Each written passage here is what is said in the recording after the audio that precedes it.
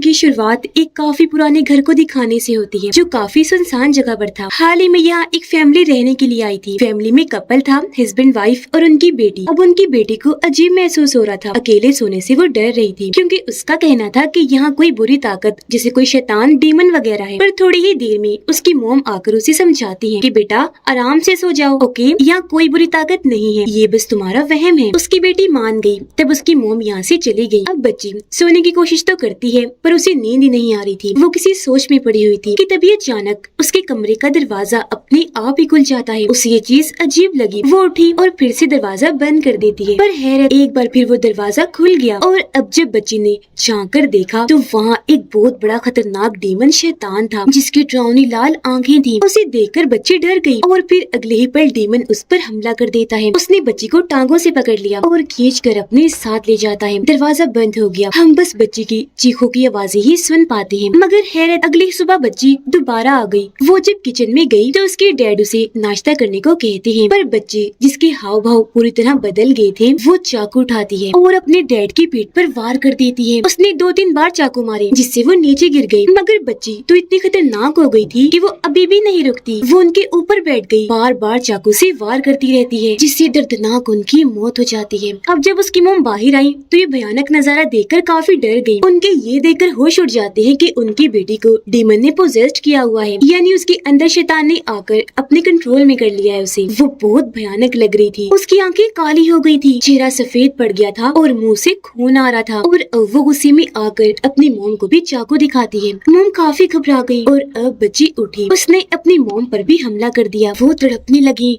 उनकी भी बहुत बुरी मौत हो जाती है। इस हादसे के कुछ दिन के बाद 2 लोग उस घर में आते हैं जिन्हें एक अनजान आदमी ने इस घर में आने की दावत दी थी। ये लोग दरअसल पैरानॉर्मल इन्वेस्टिगेटर्स होते हैं, यानी अजीबोगरीब भूतिया चीजों के बारे में पता लगवाने वाले। इनमें एक का नाम जैक होता है और दूसरे का जोनाथन। अब जैक नए नए तरीकों से इन्वेस्टिगेशन करता है, यानी वो भूतों का पता लगवाने के लिए एडवांस टेक्नोलॉजी को इस्तेमाल करता है, जबकि जोनाथन पुराने तरीकों से। यही वजह है कि जैक का भूतों पर इतना यकीन नहीं होता जितना जोनाथन का था। नॉर्मल इन्वेस्टिगेटर वो बस इसलिए बना ताकि देख सके कि क्या भूत होते भी हैं या नहीं। इतनी ही देर में यहाँ वो अनजान आदमी आ गया जिसने दोनों को यहाँ बुलाया था। वो काफी अजीब ही लग रहा था क्योंकि उसके हाव भाव बहुत अलग ही थे। वो अजीब आदमी जैक और जोनाथन को एक फाइल देता है जिसमें इस घर की तारीख के बारे में सब कुछ लिखा हुआ था और कहता है कि तुम दोनों को यहाँ मेरे मालिक, मेरे बॉस ने बुलाया है। फिर इस घर के बारे में बताने लगा कि ये 200 साल पुराना घर है और हैरान कुन बात कि हॉन्टेड भूतिया भी है। यही वजह है कि जो भी लोग यहाँ रहने के लिए आते हैं वो 3 दिन से ज्यादा यहाँ टिक ही नहीं पाते, मारे जाते हैं। बहुत सारे लोगों की अजीब तरह यहाँ पर मौतें हुई, पर आज तक समझ नहीं आई कि उन्हें आखिर मारता कौन है। जिसके बाद वो उन्हें शुरुआत वाली फैमिली के बारे में भी जानकारी देता है कि यहाँ एक कपल और उनकी बेटी भी रहने के लिए आए थे, पर बच्ची के साथ न जाने क्या हुआ। उसने पहले अपने डैड को मार डाला और फिर मॉम को भी। बाद में उसकी भी लाश ऊपर एटिक से मिली। पुलिस ने जब चेक किया तो उसकी पीठ पर चाकू के निशान थे, यानी कि उसकी पीठ पर चाकू से वार किया गया था और उसकी मौत हुई थी। और ऐसी ही कई सारी मौतें अजीब तरह से यहाँ हुई हैं। और अब मेरा बॉस तुम दोनों को एक ऑफर देना चाहता है कि तुम भी 3 रातें यहाँ पर गुजारो और इस केस को हल करो, पता करवाओ कि इस घर में होने वाले हादसों की वजह क्या है। इन 3 दिन पूरे घर को लॉक कर दिया जाएगा, मतलब तुम यहाँ से बाहर नहीं जा सकती। तुमसे गाड़ी की चाबियाँ और फोन भी ले लिए जाएंगे और इस काम के बदले दोनों को $50,000 दिए जाएंगे। ये ऑफर सुनकर दोनों मान गयी। इसीलिए अब वो अजीब आदमी गाड़ी की चाबी और फोन लेकर यहाँ से निकल जाता है। जैक अपने ब्रीफकेस से पैरानॉर्मल चीजों की इन्वेस्टिगेशन करने का सामान निकालता है जो काफी हाईटेक था और वो अपने काम पर लग गया। तभी उसके पास जोनाथन आता है जो बताने लगा कि मेरे पास ये ताकत है,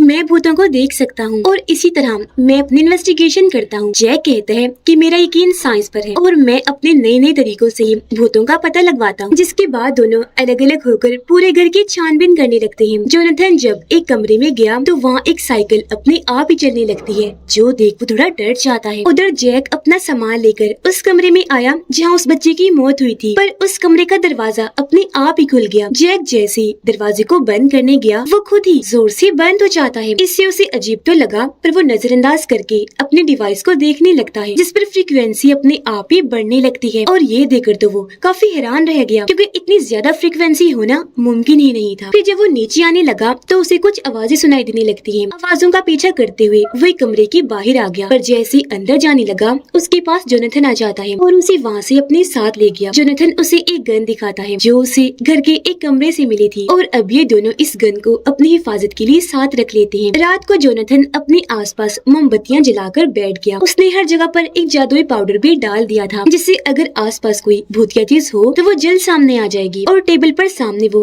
आत्माओं भूतों से राब्ता करने वाला बोर्ड रख लेता है, ताकि यहाँ जो भूत आत्मा है उससे जोनाथन बात कर सके। वो हर कोशिश करने को तैयार था कि तभी उसके पास जैक आकर बैठ जाता है। वो जोनाथन से कहता है कि मैं तुम्हारा काम देखना चाहता हूँ, ताकि ये जान सकूं कि तुम सच में भूतों से बात कर भी सकते हो या नहीं। और अब जोनाथन अपना काम शुरू कर देता है। वो आत्माओं को पुकारने लगा, पर आगे से न कोई जवाब आता है और न वो खुद आई। ये देखकर जैक उस पर हंसने लगा। जोनाथन को अपनी बेइज्जती महसूस हुई, इसलिए वो मजाक मजाक में उसकी वाइफ के बारे में गलत बात कह देता है, उसे शर्मिंदा करने के लिए। जो सुनकर जैक को गुस्सा आ गया। वो जोनाथन पर भड़क उठा, काफी बातें सुनाकर वहाँ से चला जाता है। जैक जब अलग कमरे में गया तो वहाँ वो अपनी वाइफ की आखिरी निशानी लेकर रोने लगता है, जिससे हम समझ पाए कि उसकी वाइफ की मौत हो गई है। जोनाथन जब कमरे में अकेला था तो वहाँ वो डीमन आ जाता है, जो बोर्ड के जरिए उससे बात करने लगा। वो उसे लिख के कहता है 2 नाइट्स लेफ्ट, यानी अब 2 ही रातें बची हैं। जो देखकर जोनाथन काफी घबरा गया, क्योंकि वो समझ गया था कि डीमन क्या कहना चाहता है। डीमन 2 रातों के बाद उनके साथ भी कुछ कर देगा। रात को जब जैक सो रहा था तो डरावने सपने की वजह से उसकी आँख खुल जाती है। उसने जब दरवाजे की तरफ देखा तो ऐसा लग रहा था कि बाहर कोई खड़ा हुआ है, और अब जब दरवाजा खोलकर उसने बाहर देखा तो वहाँ कोई भी नहीं था। अगली सुबह जब जैक अपने काम पर लगा हुआ था, इन्वेस्टिगेशन कर रहा था, तो उसके पास जोनाथन आया और बताता है कि कल रात मैंने डीमन से राब्ता किया, मेरी उससे बात भी हुई। अब जैक, जो पहले उसे झूठा फ्रॉड लगता है, वो उसकी बातों पर यकीन ही नहीं करता। अब जैक पूरे घर में एक मोशन डिवाइस लगा देता है, जिससे अगर कोई भी हरकत हो या कोई उसके आगे पीछे से गुजरे तो उसे पता चल जाए। जोनाथन फिर से जैक के पास आया, उसे आगाह करता है कि इस घर में 100% कुछ न कुछ तो है, कोई डेमन शैतान वगैरह, तो तुम जरा संभल के रहना। अब जैक जब किचन में आया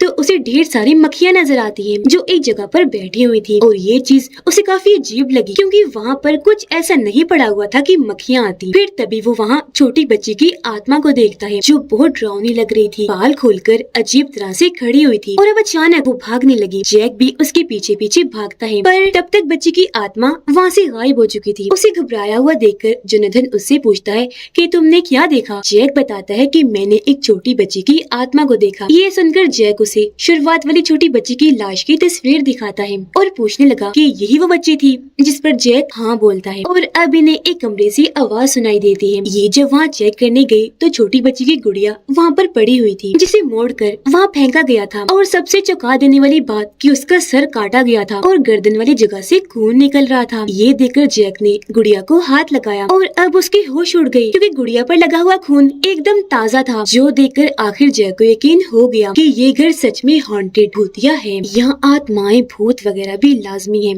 अब तभी जोनाथन अपनी एक डीमंस वाली किताब निकालता है, जिसमें भूतों आत्माओं को भगाने का तरीका, पूरा प्रोसेस लिखा हुआ था। जोनाथन जैक को बताता है कि इस घर में खतरनाक डीमन है, जिसे हम इस किताब की मदद से भगा सकते हैं, और इस घर में जितने भी लोग मारे गए सबको उस डीमन ने ही मारा था, और अब उसे रोकना है ताकि वो मजीद किसी की जान ना ले सके। ये सुनकर जैक जोनाथन को एक वॉकी टॉकी मोबाइल डिवाइस देता है, ताकि ये दोनों आपस में इसके जरिए बात कर सके, क्योंकि फोन तो वो अजीब आदमी ले जा चुका था। और खुद जैक घर की छानबीन करने के लिए चला जाता है, जहाँ उसे घर में एक बेसमेंट मिली, जिसको चेक करने वो अंदर चला गया। जोनाथन जब वो डीमंस वाली किताब पढ़ रहा था तो वो लाल आंखों वाला डीमन उसके पीछे आकर खड़ा हो जाता है, जिसके वहाँ होने के बारे में जोनाथन को भी पता चल गया था। इसीलिए वो फौरन जैक को कॉल करके बेसमेंट से बाहर आने का कहता है। अब जोनाथन की आवाज जैक तो सुन पा रहा था, पर आगे से जैक की आवाज ठीक से समझ नहीं आ रही थी, इसलिए जोनाथन कुछ समझ ही नहीं पाता। वो देखता है कि एक दरवाजा अपने आप ही खुल गया है। जोनाथन जैसे ही उसके पास गया चेक करने तो वो अपने आप ही जोर से बंद हो जाता है। ये देखकर जोनाथन की परेशानी और बढ़ गई, इसीलिए वो दोबारा जैक से बात करने लगा, पर अब की बार दोनों ही एक दूसरे को नहीं सुन पा रहे थे। बेसमेंट में जैक जब आगे बढ़ा तो उसे दीवार पर अजीब तरह का बहुत बड़ा निशान बना हुआ दिखता है, जिसके ऊपर ताज़ा खून लगा हुआ था, साथ ही वहाँ कुछ लिखा भी हुआ था। उसे समझने की कोशिश जैक कर ही रहा था कि तभी अचानक एक डरावनी सी औरत का भूत आकर उस पर हमला कर देता है। इससे जैक को कुछ हुआ तो नहीं, पर वो काफी डर जाता है। जोनाथन को अंधेरे अंधेरे में एक परछाई खड़ी हुई दिखती है। उसे लगा ये जैक होगा तो वो उसको पुकारने लगता है, लेकिन जब वो परछाई अंधेरे से रोशनी में आई तो पता चला कि ये जैक नहीं है बल्कि ये उस बच्ची के डैड की आत्मा थी जिसे बच्ची ने मार दिया था। अचानक उस आदमी की आत्मा काफी भयानक बन जाती है। वो अपना खतरनाक मुंह खोलकर गुस्से से जोनाथन पर चिल्लाने लगा और फिर उस पर हमला कर देता है, जिससे जोनाथन के हाथ पर जोरदार कट लग गया। उसे तकलीफ पहुंचाकर आदमी का भूत वहाँ से चला जाता है। थोड़ी देर बाद जैक जब वापिस आया तो जोनाथन को जख्मी पाकर उसके हाथ की मरहम पट्टी करता है और बताने लगा कि कल रात मैंने बेसमेंट में क्या कुछ देखा। तभी अचानक फोन की घंटी बजने लगी। अब यहाँ हैरान करने वाली बात ये थी कि फोन की तार कटी हुई थी लेकिन फिर भी कॉल आ रही थी और ये चीज इन दोनों को भी काफी हैरान करके रख देती है। खैर फिर भी जोनाथन फोन उठाता है। फोन पर जैक की वाइफ थी, इसलिए वो फोन जैक को दे देता है। उसकी वाइफ बात करने लगी, कहती है कि तुम अगर चाहते तो मुझे बचा भी सकते थे। अब हम जानते हैं कि उसकी वाइफ तो मर चुकी है, इसीलिए अपनी मरी हुई वाइफ की आवाज सुनकर जैक के तो जैसे होश ही उड़ गई और अब उसे यकीन हो गया था कि हाँ भूत सच में पाए जाते हैं। फोन बंद करने के बाद जैक जोनाथन को बताता है कि मेरी वाइफ का भी भूतों पर बहुत यकीन था। उसका कहना था कि मेरे पीछे एक डीमन पड़ गया है, वो मेरी जान लेना चाहता है, पर मैंने उसकी बात का यकीन नहीं किया। फिर एक दिन जब मैं घर आया तो मैंने अपनी वाइफ को बहुत बुरी हालत में बार टब में देखा। बार टब भी खून से भरा हुआ था और दीवारें भी। मेरी वाइफ ने रोते हुए कहा कि ये सब मुझसे वो डीमन करवा रहा है और तुम हो कि मेरी बातों का यकीन ही नहीं करते। ये कहते उसने चाकू से अपनी गर्दन काट ली और वहीं उसकी मौत हो गई। मेरी आंखों के सामने मैंने उसे मरता हुआ देखा पर उसे बचा नहीं पाया। अगर मैं चाहता तो उसकी बातों का यकीन भी कर सकता था और शायद आज वो जिंदा होती। मुझसे गलती हो गई, जिस बात का अफसोस मुझे आज तक है। ये बताते हुए वो काफी दुखी हो जाता है। तब जोनाथन उसे सहारा देता है और क्योंकि काफी रात हो गई थी तो दोनों सो जाते हैं। अगली सुबह जोनाथन जैक को बताता है कि यहाँ उस डीमन के अलावा कई सारी आत्माएं भी हैं जो हमें छू भी सकती हैं, इसीलिए हमें अपनी हिफाजत करनी पड़ेगी कि कहीं वो हमें कोई नुकसान न पहुँचा दे। इसीलिए वो गन्स और सारे औजार हथियार वगैरह निकालते हैं ताकि उनकी मदद से अपना बचाव कर सके। अब यहाँ रखे सामान में जैक को एक तस्वीर पड़ी हुई दिखती है। वो जब चेक करता है तो उसमें वही अजीब आदमी भी था। ये तस्वीर काफी पुरानी थी और जैक इसे जोनाथन को भी दिखाता है। दोनों ये देखकर काफी सोच में पड़ जाते हैं कि ये आदमी कितना पुराना है, यानी कि इसकी उम्र तो बहुत ज्यादा होगी। जैक उस तस्वीर में वही लिखा हुआ देखता है जो उसने बेसमेंट में भी देखा था, जिसका मतलब बनता है डीमन का बदला। असल में इस घर का जो मालिक था उसका बेटा बहुत बुरा इंसान था। उसकी जब मौत हुई तो बुरे कामों की वजह से वो डीमन बन गया और लाल आंखों वाला उसी का डीमन था। अब यहाँ इन दोनों को सारी बात समझ लग गई कि वो अजीब आदमी हमारे साथ बहुत बड़ी मौत की गेम खेल कर चला गया है, यानी कि वो खुद भी कोई जीता जागता इंसान नहीं है बल्कि उसकी भी मौत हो गई है और वो उस दिन उसकी आत्मा थी। पर उसने इन दोनों के साथ ऐसा क्यों किया, इसका जवाब हमें आगे पता चले। खैर अब ये दोनों सारी सच्चाई जानकर यहाँ रिचुअल जादू करने का सोचते हैं ताकि उस डीमन को यहाँ से भगा सके। जोनाथन यहाँ एक काफी बड़ा दायरा बनाता है जिसके अंदर ये दोनों बैठ जाते हैं। जोनाथन जैक को कहता है कि कुछ भी हो जाए इस दायरे से बाहर मत निकलना। अब इससे पहले जोनाथन अपना रिचुअल शुरू करता, जैक को एक डरावनी सी आवाज आने लगी जो उसे अपनी तरफ बुला रही। इसलिए जैक दायरे से निकलकर आवाज के पीछे चला जाता है। वो जब नीचे आया तो वहाँ एक औरत की आत्मा थी जो बहुत भयानक लग रही थी और अब वो जैक पर हमला कर देती है। उसकी आवाज सुनकर जोनाथन गन लेकर नीचे आता है जहाँ उसे बच्चे की आत्मा बड़ी अजीब तरह खड़ी हुई दिखती है। हाथ में उसने चाकू पकड़ा हुआ था जिसके अगले ही पल वो यहाँ से गायब हो जाती है। अब तब यहाँ जैक आया। वो जोनाथन को फौरन यहाँ से भाग निकलने को कहता है। इनकी बातें चल ही रही थी कि तभी औरत की आत्मा फिर से इनके पास आकर खड़ी हो जाती है। उसे देखते ही जोनाथन शूट कर देता है। गोली लगते ही वो ढेर होकर नीचे गिर जाती है, जिसका मतलब था कि ये भी आत्माओं को चोट पहुंचा सकते थे। तभी यहाँ पर एक और आदमी की आत्मा जाती है जो तो बहुत ही बदसूरत और डरावना लग रहा था क्योंकि उसकी आंखें खून जैसी लाल थी। वो भी अपनी अपनी जगह से हिली हुई। यह जैक उसे लड़ता है। दोनों में काफी देर तक लड़ाई चलती रही पर क्योंकि आत्मा खतरनाक थी तो ज्यादा देर तक जैक उसका मुकाबला नहीं कर पाता, इसलिए वो यहाँ से भागा और एक कमरे में जाकर छुप जाता है जहाँ उसे एक और आदमी की आत्मा मिली जो बहुत डरावना लग रहा था। उसका पूरा चेहरा ही बिगड़ा हुआ था जिसे कोई भी देखकर डर जाए, पर वो इतना ताकतवर नहीं था, कमजोर था। इसलिए जैक उससे लड़ता है और उसे मार गिराता है। जोनाथन को दरवाजे के पीछे डीमन नजर आया पर इसने जब जाकर चेक किया तो वहाँ कोई भी नहीं था। फिर उसे उस छोटी लड़की की आत्मा दिखाई दी। जोनाथन जब उसके पास गया तो वो अपने असली रूप में आ गई। वो उस पर चिल्लाने लगी, डरा देती है। अब इससे पहले वो हमला करती, जोनाथन उस पर नमक डाल देता है जिससे वो आत्मा जलकर राख बन गई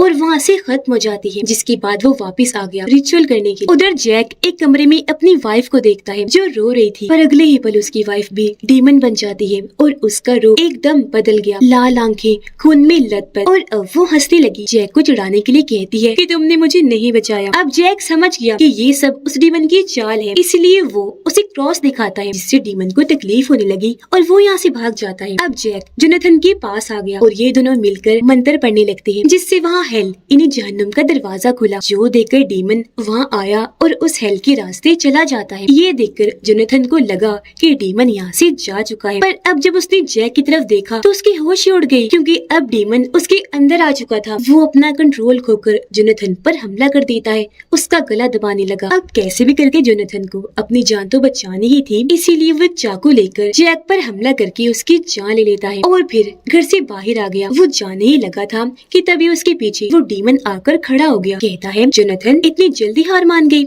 ये सुनकर जोनाथन को गुस्सा आ गया। वो समझ गया कि ये डीमन है और अपनी गन को वो डीमन पर तान देता है, यानी कि जोनाथन जो इकलौता बचा था वो डीमन से लड़ेगा, पर सारे लोगों की तरह वो भी मारा जाएगा, क्योंकि ये हेल का डीमन है इतना खतरनाक कि इसे इतनी आसानी से खत्म नहीं किया जा सकता। ये लोगों को इसी तरह मारता रहेगा। जो भी यहाँ आएगा 3 दिन में ही उसकी मौत पक्की है। अब यहाँ हम जान पाए कि सच में वो शुरुआत वाला अजीब आदमी मरा हुआ था और वो उसकी आत्मा ही थी, जो लोगों को यहाँ लाने का काम करता है, ताकि डीमन उन लोगों को मार कर उनकी आत्माओं को अपने साथ हेल में ले जाए और फिर उनके भूत इस घर में घूमते रहे। यही वजह है कि ये घर भूतिया है। जैक और जोनाथन को भी यहाँ लाने का मकसद यही था, ताकि डीमन उनका भी शिकार कर ले। उन्हें ट्रैप जाल में फंसाकर यहाँ लाया गया था और ये सिलसिला ऐसे ही चलता रहेगा। मौतें यहाँ पर होती रहेंगी और वो अजीब आदमी लोगों को यहाँ पर लाने का काम करता ही रहेगा। और इसी भयानक एंडिंग के साथ ही इस फिल्म की कहानी यहीं पर खत्म हो जाती है।